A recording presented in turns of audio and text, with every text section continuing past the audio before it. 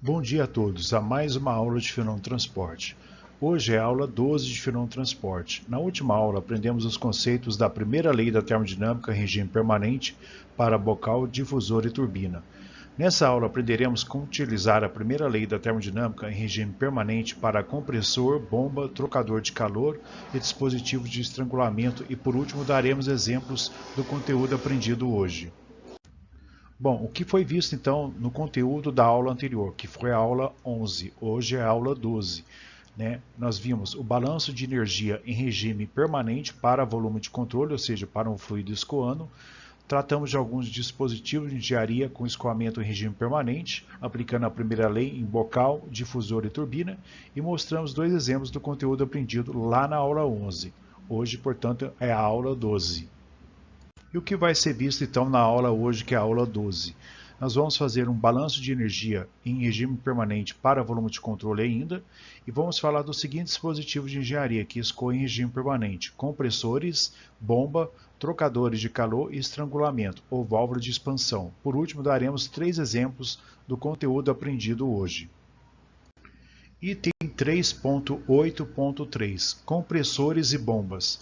Esses dois dispositivos têm a mesma função, receber energia mecânica, muitas vezes através da energia elétrica, sendo convertido no dispositivo em energia mecânica, e essa energia mecânica é fornecida ao fluido, assim aumentando a pressão do fluido.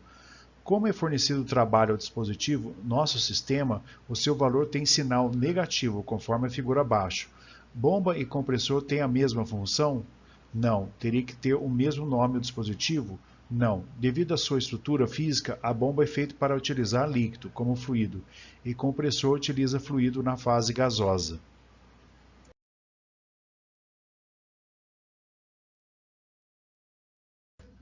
Bomba e compressor têm as mesmas considerações de modelagem. Assim, da primeira lei da termodinâmica para volume de controle em regime permanente e desconsiderando a variação de energia potencial e energia cinética, tem-se a seguinte equação apresentada no slide. Como em turbinas, a energia na forma de calor é bem pequena comparado ao trabalho, e a variação de entalpia do estado 2 para o estado 1 é dado como observação em que a variável que desconsideramos para a modelagem da primeira lei da termodinâmica para a bomba e compressor deve ser analisado. Quais variáveis são importantes? Exemplo, na bomba, a variação de altura pode ser grande, assim a variação de energia potencial tem que ser considerado. A mesma coisa acontece com a variação da energia cinética. Cada caso temos que analisar o que de fato deve ser desprezado. Observe que, na última equação, que a entalpia do estado 2 tem que ser sempre maior que a entalpia do estado 1, para que o trabalho encontrado seja um valor negativo conforme a convenção dos sinais abaixo.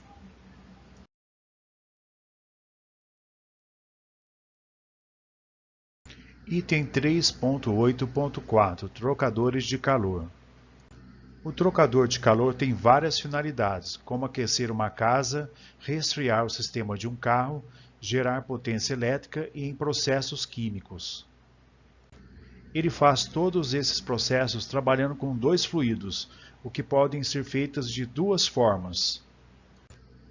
Primeira forma, o seu fluido está com uma temperatura maior e a temperatura do refrigerante do trocador de calor está com uma temperatura menor, assim surgindo a transferência de calor do fluido mais quente para o mais frio.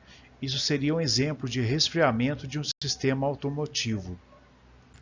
Segunda forma, o contrário também pode ocorrer: o fluido do ambiente está frio e o fluido do refrigerante está quente, havendo assim transferência de calor do mais quente para o mais frio, ou seja, aquecendo o ambiente. Seria o caso do aquecimento doméstico. Existem várias formas de fazer essa transferência de calor de um fluido quente para um fluido frio. Cada uma dessas formas possui suas vantagens e desvantagens, que são melhor vistos no curso de transferência de calor. Aqui mostramos os tipos usuais de trocadores de calor, como trocador de calor de duplo tubo em escoamento paralelo, trocador de calor de duplo tubo contracorrente, trocador de calor de casco e tubo e trocador de calor de fluxo cruzado. Item 3.8.4.1 Considerações sobre a modelagem de trocador de calor. Nesse item, vamos mostrar as considerações que devem ser feitas para trocadores de calor. Da primeira lei da termodinâmica para volume de controle em regime permanente, temos que trocador de calor não existe transferência de energia por trabalho, e as energias potencial e cinética podem ser desprezadas. A única consideração a mais que devemos observar é que trocador de calor muitas vezes tem várias entradas e várias saídas, de modo que o fluido frio fica em contato com o fluido quente por mais tempo. Esse contato entre os dois fluidos é sempre feito com a intermediação de uma parede sólida, de modo que os fluidos não se misturem. Desta forma, ficamos com a seguinte equação mostrada no slide. Como Q.Vc está relacionado ao calor que é transferido na superfície de controle do volume de controle que engloba os dois fluidos, percebemos que esse valor é pequeno. O calor que é grande é de um fluido para o outro. Essa troca de calor ocorre dentro do sistema, por isso que é considerado zero no volume de controle Vc.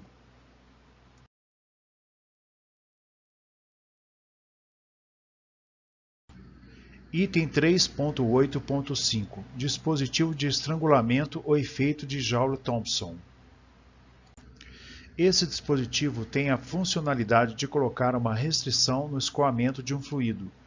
À temperatura ambiente, todos os gases, exceto hidrogênio, hélio e neônio, resfriam-se sob a expansão do experimento de Joule-Thomson.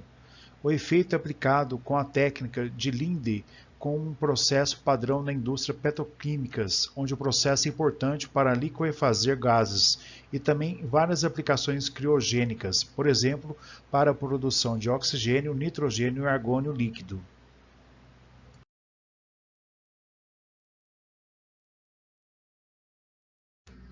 Item 3.8.5.1 Considerações sobre a modelagem de dispositivo de estrangulamento. As considerações que devem ser feitas na modelagem de dispositivos de estrangulamento são: o calor e trabalho podem ser desprezados, assim como a energia potencial. Dessa forma, a equação fica mostrada da seguinte maneira. Em muitas situações, a variação de energia cinética é desconsiderada. Portanto, a primeira lei da termodinâmica para estrangulamento fica da seguinte forma: entalpia do estado 1 é igual a entalpia do estado 2. Onde P1 é maior que P2. Isso tem que acontecer para que o fluido escoe para dentro do estrangulamento. Faremos hoje 3 exemplos mostrando a aplicação da primeira lei da termodinâmica para o regime permanente para os dispositivos aprendidos. No primeiro exercício, que é o exercício 8, vamos tratar do sistema de bombeamento.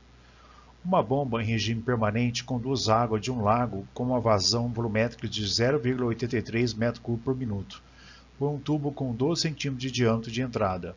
A água é distribuída através de uma mangueira acoplada a um bocal convergente. O bocal de saída tem 3 cm de diâmetro e está localizado a 10 metros acima da entrada do tubo. A água entra a 20 graus Celsius na pressão de 1 atm e sai sem variações significativas com relação à temperatura ou pressão. A ordem de grandeza da taxa de transferência de calor da bomba para a vizinhança é 5% da potência de entrada. A aceleração da gravidade é de 9,81 metros por segundo ao quadrado. O enunciado, então, do problema pede a velocidade da água na entrada e saída, ambas em metros por segundo, e a potência requerida pela bomba em quilowatts. Então, vamos primeiro analisar os dados fornecidos no exercício.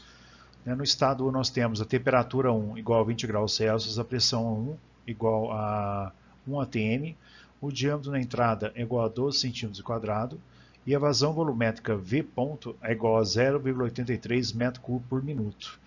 Na saída, o diâmetro D2 é igual a 3 cm e pede-se a volume 1 e o volume 2, a velocidade 1 e a velocidade 2 na entrada e na saída e a potência requerida pela bomba em kilowatts. Vamos aí adotar as seguintes hipóteses simplificadoras. O volume de controle engloba a bomba, a entrada do tubo e a mangueira. O processo está em regime permanente. 5% da potência requerida pela bomba é dissipado na forma de calor. A aceleração da gravidade adotada é G igual a 9,81 metros por segundo quadrado. E para a água líquida, nós vamos aí obter das tabelas termodinâmicas a partir da sua temperatura, e obter o volume específico para líquido saturado, ou seja, para título igual a 0. Fazendo o balanço da taxa de massa em regime permanente, a gente sabe que a mesma não varia entre a entrada 1 e a saída 2. A vazão mássica M ponto em kg por segundo é igual à massa específica em kg por metro cúbico, vezes a velocidade em metros por segundo, vezes a área em metro quadrado.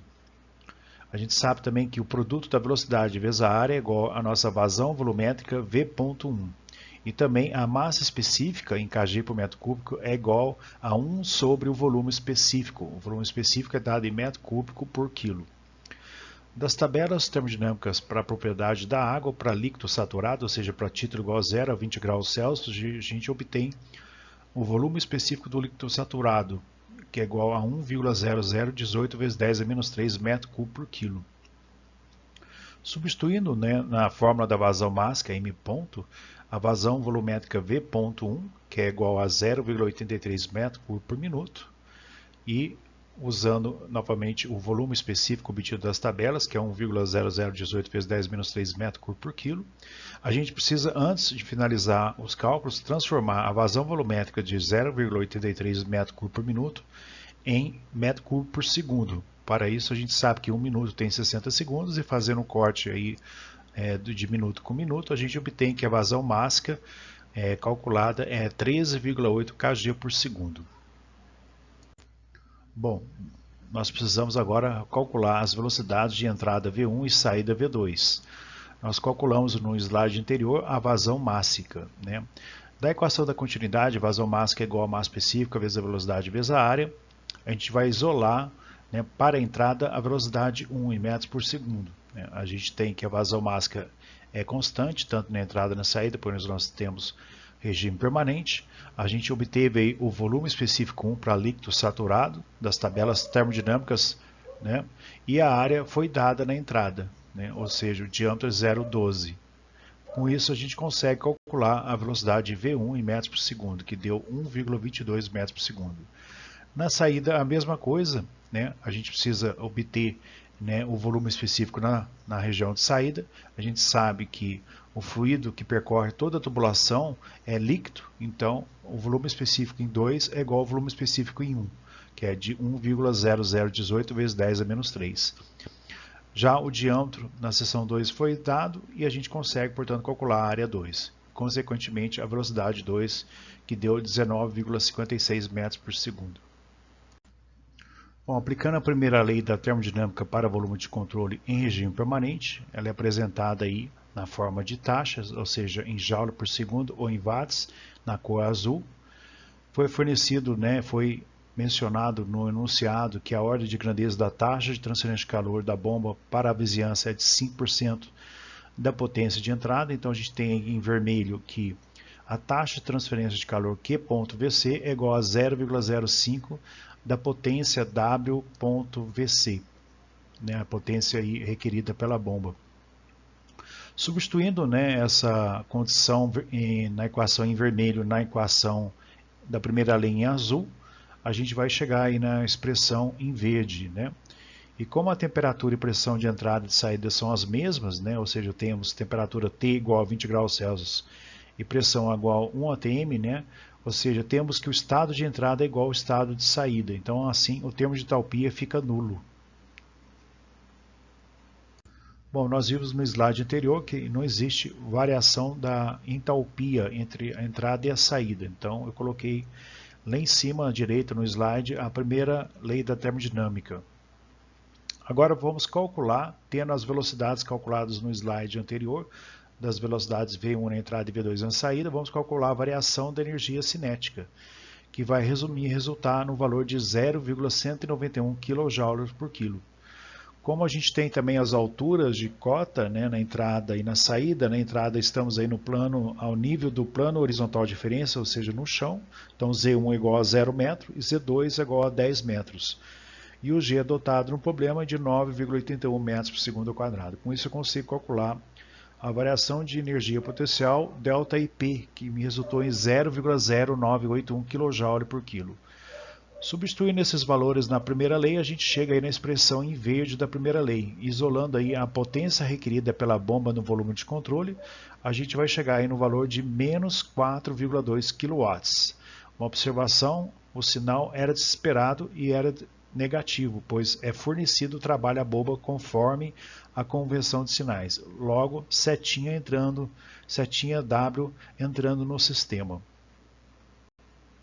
Neste outro exemplo, né, vamos falar do resfriamento de refrigerante R134A. O refrigerante R134A deve ser resfriado por água em um condensador. O refrigerante entra no condensador com uma vazão máxima de 6 kg por minuto, a 1 MPa em 70 graus Celsius, saindo a 35 graus Celsius. A água de resfriamento entra a 300 kPa e 15 graus Celsius, saindo a 25 graus Celsius. Desprezando as quedas de pressão, as variações de energia cinética e potencial determine a vazão máxima da água de resfriamento necessária e a troca de calor entre o refrigerante e a água. A figura à esquerda mostra nosso trocador de calor, né? Observe aí a nosso volume de controle e onde é delimitado nossa superfície de controle SC. Através dessa superfície de controle SC, não temos taxa de transferência de calor, né? Então não tem calor perdido para a vizinhança. Da mesma forma, não existe o trabalho produzido ou recebido através da superfície de controle do nosso volume de controle. Observe-se que o refrigerante R134 entra na seção 3 e sai na seção 4, e a água entra na seção 1 e sai na seção 2. As hipóteses amplificadoras são regime permanente, não tem variação das energias cinética e potencial, existe troca de calor entre os dois fluidos, porém com o ambiente é zero, é desprezível. O nosso sistema foi colocado entre o ambiente externo e o trocador, assim não tem troca de calor através da superfície de controle, como eu já mencionei, ou seja, Q.VC é praticamente zero. Também o trocador de calor não tem a função de receber ou realizar trabalho, portanto, W maiúsculo ponto VC é praticamente zero. Bom, para solucionar o problema, vamos fazer dois balanços, o balanço de massa no regime permanente e o balanço de energia. No balanço de massa, né, eu coloquei novamente aí o desenho do nosso trocador e o volume de controle, né? A gente vai ter que a vazão máxima é constante entre as seções 1 e 2 para a água, e a vazão máxima é constante entre as seções 3 e 4 para o fluido refrigerante, R134. No balanço de energia, aplicando a primeira lei da termodinâmica para trocador de calor em regime permanente, né, a gente não vai ter troca de calor com a vizinhança, né, através da superfície de controle. Portanto, a gente chega na expressão abaixo em azul, né? Lembrando que em azul piscina nós temos a água escoando, né, e em vermelho, né, vinho, nós temos aí o fluido refrigerante escoando. Então, as vazões M.1 e M.2 se referem à água, e as vazões máximas M.4 e M.3 se refere à vazão do fluido refrigerante. Como ambos trabalham no regime permanente, né, a gente vai simplificar a equação da primeira lei e chegar na última expressão. Nós temos que a vazão máxima M ponto da água vezes a variação de entalpia H1 menos H2 da água, que é igual a vazão máxima M ponto do refrigerante R134 vezes a variação de entalpia do refrigerante H4 menos H3. Bom, nós temos então 5 incógnitas, né? As entalpias H1 e H2 da água, certo? E as entalpias 3 e 4 do fluido refrigerante R134, além da vazão máxima da água. A vazão máxima do fluido refrigerante R134 foi dada de 6 kg por minuto. Então, nós vamos determinar, né, das tabelas termodinâmicas, né, ou dos programas computacionais que têm as propriedades termodinâmicas dos diversos fluidos, como é o programa que eu estou usando aqui, é o CAT3, nós vamos determinar as entalpias tanto para a água como para o fluido refrigerante R134. Então, determinando as entalpias da água, né, para o estado 1, entrando aí com temperatura e pressão, eu vou obter que a entalpia H1 para líquido saturado é 62,98 kJ por quilo. Ou seja, eu tenho no estado 1 líquido saturado, para título igual a zero. No estado 2, eu também tenho líquido saturado, né? Para a temperatura igual a 25 graus Celsius, eu tiro a minha entalpia no estado 2 para a água é igual a 104,83 kJ por quilo. Vou determinar agora as entalpias do fluido refrigerante R134. No estado 3, eu tenho os valores de temperatura T3 igual a 70 graus Celsius e P3 igual a 1 megapascal, né? Ou 1 megapascal, que é igual a 10 bar. Né? Então, procurando nas tabelas termodinâmicas, ele me fala que no estado 3 nós temos vapor superaquecido do refrigerante R134. E a sua entalpia H3 é 452 kJ por quilo. Já no estado 4, ainda para o refrigerante R134, eu tenho as propriedades conhecidas de temperatura T4 igual a 35 graus Celsius e a pressão P4 é igual a 1 megapascal, que é igual a 10 bar, que é igual a 1000 kPa. Ele me falou então que nós temos ali nessa condição de líquido comprimido. Ou seja, a nossa entalpia H4 é igual a entalpia para líquido saturado, né, para título igual a zero, para 35 graus Celsius, que é igual a 249 kJ por quilo. Bom, obtido agora as 4 entalpias, tanto para a água como para o refrigerante, né, a nossa única incógnita agora é a vazão mássica da água, é o que ele pergunta no exercício. Né? Substituindo então as entalpias e a vazão mássica do fluido R134 no balanço de energia, a gente vai obter aí a vazão mássica da água igual a 29,1 kg por minuto. Na letra B, podemos escolher o volume de controle ocupado por um dos fluidos. Nesse caso, escolhemos o ocupado pelo fluido R134, como pode ver aí na figura à direita. Então, na seção 3 entra o fluido refrigerante, né? E na seção 4 sai o fluido refrigerante na mesma vazão mássica. Ou seja, nós temos que, mostrando aí na figura à direita, que a taxa de transferência de calor Q ponto da água que entra é igual à taxa de transferência de calor que sai do fluido refrigerante. Então, adotando aí o nosso volume de controle apresentado no slide anterior, do balanço de energia para volume de controle na tubulação que passa o refrigerante R134, a gente vai ver que não tem trabalho recebido ou exercido através da superfície de controle, então W.R134 é igual a zero, não tem variação de energia cinética e nem variação de energia potencial. Então a nossa fórmula se resume aí, né, aplicando nosso volume de controle na tubulação que passa o fluido refrigerante R134, essa equação da primeira lei em azul. Bom, convertendo a vazão mássica do fluido refrigerante de 6 kg por minuto para kg por segundo, a gente vai obter que 6 kg por minuto é igual a 0,1 kg por segundo. Substituindo na expressão da primeira lei para o fluido refrigerante, a gente vai obter que a taxa de transferência de calor pelo fluido refrigerante, escolhendo a sua tubulação, onde ele passa como volume de controle, é igual a menos 20,3 kW. Então, a setinha saindo do nosso sistema, pois o fluido refrigerante está perdendo calor através da sua superfície de controle, do seu volume de controle. Pela conversão de sinais, calor negativo diz que está saindo do sistema, ou seja, o refrigerante R134 perde calor para a água. Se fizesse o volume de controle ocupado pelo fluido água, iria encontrar o mesmo valor de calor, mas com sinal positivo, onde nós temos que a taxa de transferência de calor da água de entrada é igual à taxa de transferência de calor do refrigerante que sai.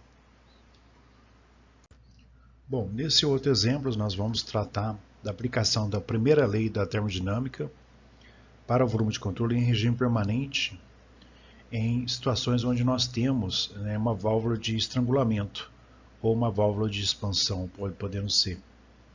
Então, medindo o título de vapor utilizando esse dispositivo de estrangulamento. Uma linha de suprimento de vapor carrega uma mistura de líquido mais vapor d'água a 2 megapascal. Então, esse estado é representado na figura, aí no diagrama pressão versus volume específico, né, no ponto 1, é o estado 1, o estado inicial. Uma pequena fração de escoamento da linha é direcionada para um calorímetro de estrangulamento e é jogado na atmosfera a pressão de 100 kPa, que é igual a 0,1 megapascal. A temperatura de exaustão do vapor na atmosfera é de 120 graus Celsius. Determine o título do vapor da linha de suprimento. Então, Então observe que no estado 1 nós estamos na região líquido mais vapor, na região bifásica, e quando o fluido é estrangulado, né, ele passa ali pelo valor calorímetro e é estrangulado, né, e o que acontece? Ele se torna vapor superaquecido. Bom, com isso, né, eu consigo, aplicando a primeira lei da termodinâmica, né, nesse tipo de dispositivo de estrangulamento, né, calcular o título no estado inicial, no estado 1. Quando eu aplico a primeira lei da termodinâmica, eu vou verificar que as entalpias não se modificam. Eu tenho aí então um processo isoentálpico. Tendo o processo isentálpico, eu consigo, obtendo a entalpia na região 2, no estado 2, na região de vapor superaquecido, eu vou igualar essa entalpia H2 com a entalpia H1, aí eu consigo calcular o título 1. Sendo que no estado 1, eu tendo a pressão, eu consigo obter as propriedades de entalpia para líquido saturado, ou seja, para título igual a zero, e para vapor saturado e para vapor saturado seco, ou seja, para título igual a 1. Aqui novamente, né, eu represento aí os estados 1 e 2. O estado 1, né, eu estou na região bifásica, eu tenho apenas conhecido ali a pressão P1 igual a 2 MPa. Então, lá embaixo, eu entrei no programa computacional CAT3 e obtive as propriedades, né, de saturação para líquido saturado e para vapor saturado seco. Então, ali eu vou utilizar essas entalpias, né, o HL1, que é o 908,8 kJ por quilo, e o HG1, que é 2.800 kJ por quilo. No estado 2, né, eu tenho duas propriedades que definem o estado. Eu tenho a pressão P2 igual a 100 kPa, que é igual a 0,1 MPa, e a temperatura T2, que é igual a 120 graus Celsius. Entrando nas tabelas, né, no programa CAT3, eu verifiquei ali que no estado 2 o fluido se encontra na região de vapor superaquecido. Então eu vou notar no estado 2 a entalpia H2, que ali da tabela é igual a 2.717 kJ por quilo. Primeiro passo, né, eu vou passar aí as pressões de Pascal para bar, tá? Então fiz a conversão aí de P1 igual a 2 MPa, que é igual a 20 bar, e P2, que é igual a 100 kPa, que é igual a 1 bar. Adotando as seguintes hipóteses simplificadoras para esse tipo de dispositivo de estrangulamento, né, nós temos que o regime é considerado permanente, não tem variação de energia potencial e nem variação de energia cinética. Nesse tipo de dispositivo, né, a troca de calor, a perda de calor pela superfície de controle do volume de controle é desprezível e também não tem trabalho realizado nem recebido através aí da superfície de controle via volume de controle. Aplicando a primeira lei da termodinâmica para calcular o título de vapor, a gente tem que o processo, como eu falei no slide anterior, o processo é isoentálpico, ou seja, a entalpia na saída H2 é igual a entalpia na entrada H1. Então, como a gente não sabe, né, o título, a gente está usando esse tipo de dispositivo para justamente calcular o título, né, porque na entrada a gente só conhece a pressão. A equação do título é dada aí abaixo, H1 é igual a HL vezes 1 menos o título X, mais HG, que é a entalpia para título igual a 1, vezes o título X. Isolando o X dessa expressão, a gente vai ter que o título X é igual a H1 menos HL dividido por HG menos HL. Esse H1 aí, né, a gente vai substituí-lo por H2, onde a H2 eu conheço, tendo as propriedades P2 e T2 na região de saída. Então, como o estado 1 não é definido, pois sabemos apenas uma propriedade do estado, conseguimos definir a entalpia do líquido saturado e vapor saturado, pois sabemos que está na fase líquido-vapor a P1 igual a 20 bar.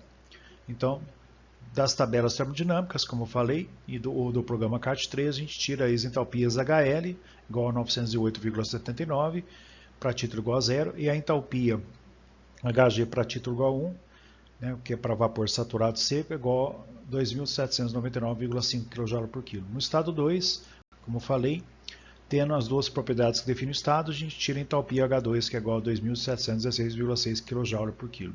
Com o processo isentálpico, Eu vou substituir lá em cima o H1 por H2 e eu vou conseguir calcular o título. Como eu falei, como processo isentálpico, em amarelo e vermelho, H2 é igual a H1, eu vou substituir o H1 na fórmula do cálculo da entalpia H1, na região bifásica. Eu vou substituir lá na fórmula do título à direita superior aí no slide, H1 por H2.